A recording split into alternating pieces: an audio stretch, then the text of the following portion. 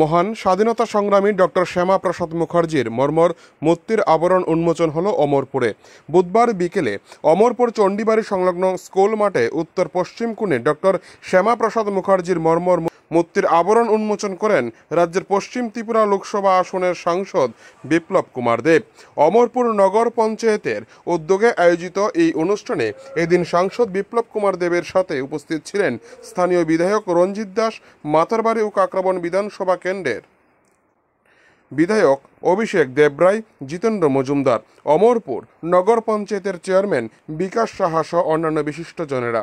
সাংসদ বিপ্লব কুমার দেব এদিন অনুষ্ঠানে এসে প্রথমে ফলক উন্মোচন করেন এবং ডক্টর শ্যামাপ্রসাদ মুখার্জির প্রতিকৃতিতে পুষ্পার্ঘ্য অর্পণ করে শ্রদ্ধা নিবেদন করেন। এরপর তিনি সোজা চলে যান মঞ্চে। এই অনুষ্ঠানে স্বাগত ভাষণ রাখেন মহকুমা শাসক অমরেশ বর্মন। এরপর অনুষ্ঠানের উদ্বোধক তথা সাংসদ বিপ্লব কুমার দেব বক্তব্য রাখতে গিয়ে বলেন, ভালো কাজকর্মের মধ্য দিয়ে মানুষের পরিচিতি প্রকাশ পায়। ডক্টর শ্যামাপ্রসাদ মুখার্জির চিন্তাধারা ও কাজকর্মের মাধ্যমে তিনি সকলের কাছে পূজনীয়। তিনি বলেন, মহান স্বাধীনতা সংগ্রামী ডক্টর শ্যামাপ্রসাদ মুখার্জি বাংলার ভাগ আশুতোষ মুখার্জির ছেলে। তবে নতুন প্রজন্ম ডক্টর শ্যামাপ্রসাদ মুখার্জির ব্যাপারে কিছুই জানে না।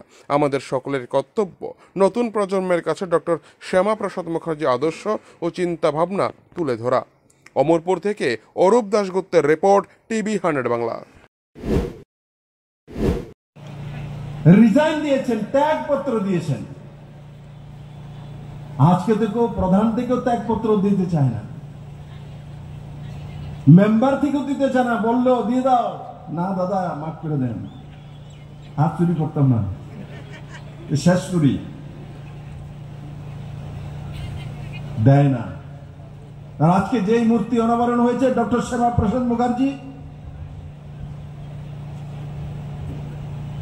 উনি এক বিধান এক নিশান এক প্রধান।